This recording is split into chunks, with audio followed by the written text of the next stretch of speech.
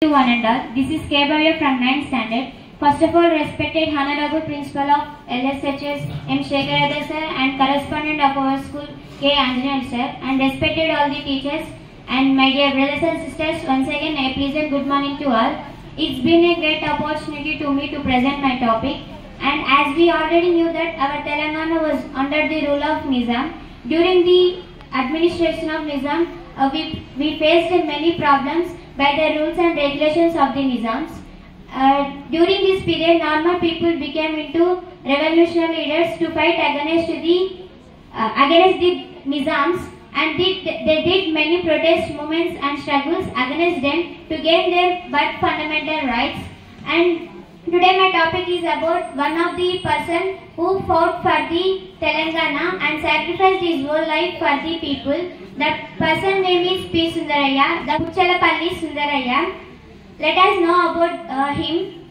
P. Sundaraya, the full name is Puchalapalli Sundaraya. The actual name of Puchalapalli Sundaraya is Sundar Rami Reddy. He is popularly known as Comrade PS, and P. Sundaraya was one of the Telangana rebellion movement revolutionary leader, and he was also one of the main executives who worked in the CPM and CPI and Congress Socialist Party. He was also participated in the peasant revolt, which was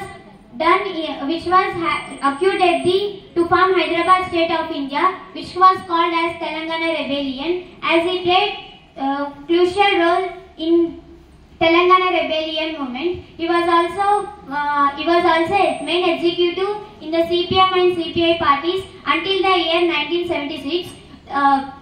He was also so dedicated because of, even though having a wife, he decided not to have children, and he fought for the Telangana Rebellion movement and for the people, and he sacrificed his whole life for the people. And let us know about the early life of Sundaraya. The early life of Sundaraya, each stage of his life associated with each critical moment. He was born on 1st May in the year 1913 in the Algaripadu village in the Nellore district of Andhra Pradesh state.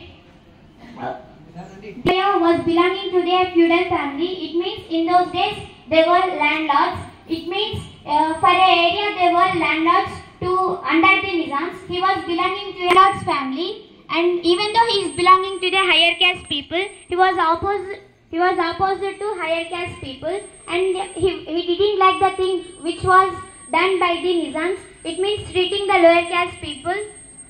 It means the untouchables who were belonging to the lower caste people. He opposed to the untouchability and inequality among the people who are belonging to the lower caste. And some incidents took place in his childhood. In villages, if there are any festivals, village associated programs were conducted by the head of the village. In such things, food distribution is program conducted to all people.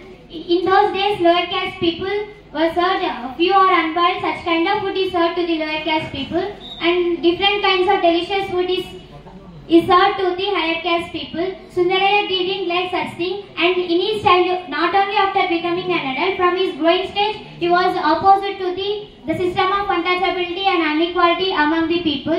He opposed it from his childhood and asked to his parents to serve the same kind of food which was served to the higher caste people. And one another incident also took place in his childhood. In olden days, people who are belonging to the lower caste people were untouchables. They are even not allowed to take water from the wells. In those days, few wells are allotted for the higher caste people and few wells are allotted for the lower caste people. Lower caste people or untouchables are not allowed to take water from the wells which are allotted to the higher caste people. He didn't like such thing. So one day he mixed the water which are from the lower caste people in the higher caste well. From his childhood, he did such things to oppose the untouchability among the people. From his growing stage, he was a revolutionary. He has the traits of revolutionary things, and he studied his primary education and later entered into the secondary education. It means college level education, and he studied in the college in the Rajahmundry until the 17 years, he studied only entry level, and later, after leaving from the college, he joined in the non-cooperation movement, which was led by the national freedom fighter Mahatma Gandhi. While he was participating in the movement which was led by the Mahatma Gandhi, he was arrested and spent few days in the Boston school in the Rajahmundry. When Sundaraya was arrested, he met some people, communist leaders and local Dalit leaders in the jail camp where he put in the Boston school.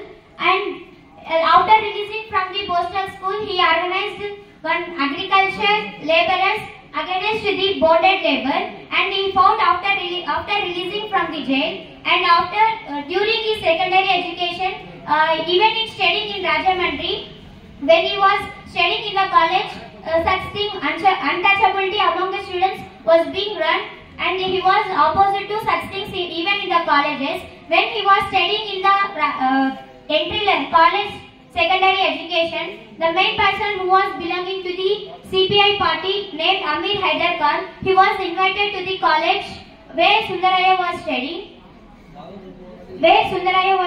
And he was a revolutionary leader, he was knowing about the names knowing about the students' names who are opposing the social issues very actively. In matter of such things, he listened up the name of Sundaraya, and he invited the Sundaraya to join in the CPI party. CPI party was banned during the Second World War by the British government, and later after such period, many leaders were joining as executives in the Congress Socialist Party, and now Sundaraya became one of the main leaders in the Congress Socialist Party.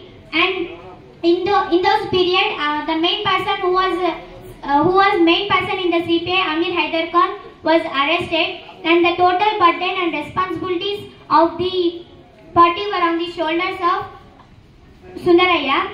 And during this period, he was motivated to join in the CPM party by the words of leader Nambodini Path and Krishna Pillai, and he was motivated to join from this Congress Socialist Party to CPM party. And in the year 1934, he became one of the main executives in the CPM party, and later during the same period, he became the founder of All Indian Kisan Sabha. During the same period, he was elected to the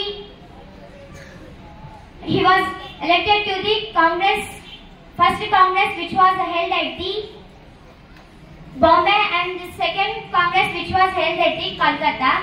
And let us know about Telangana Rebellion. He was participated in the Telangana Rebellion movement very actively and aggressively against the Nizam, and he fought for the people who were struggling under the Nizam rule. And in the Telangana Rebellion movement, CPM party took a underlined word which is called Calcutta Thesis, which was opposite to the main General Secretary B.T. Ranadev. As a result of that, insurgents took place in the Telangana, Tripura, and West Bengal. And in the years of 1942 and 1952, Sundaraya went to underground for 3 years. Later, he was elected to a special committee, and later he was elected to the portfolio, which was third portfolio, which was held at the Vijayawada, and fourth portfolio, which was held at the Palakkad. And let us know about his legislative career. The legislative career was he was elected to the upper house of the parliament, which is called Rajya Sabha, in the year 1952. In those period, there were many leaders who elected to the Rajya Sabha, who are coming to the assembly in the cars. He was the one person who was coming to the Rajya Sabha in the bicycle. He travelled to the Rajya Sabha on the bicycle to fight for the people. And let us know about what is the role of Sundaraya in the Andhra Mahasabha. As we already know that Andhra Mahasabha, the founder of Andhra Mahasabha is Madapati Hanmanta Rao. The Andhra Mahasabha was set up libraries and night schools for the people to educate the people who are struggling for the Telangana. They were studied the Sundaraya actually participated in the Andhra Mahasabha to educate the people. At last, my conclusion is our leaders fought for us in a revolutionary way, and we should walk in the way which was followed by them. Today we are having the freedom is a result of the struggle which they did in the past, and the people who followed a great way will be in a great position in the future. And at last I want to say a quotation: a man who dreads trials and difficulties cannot be a revolutionary. And thank you for giving such great opportunity.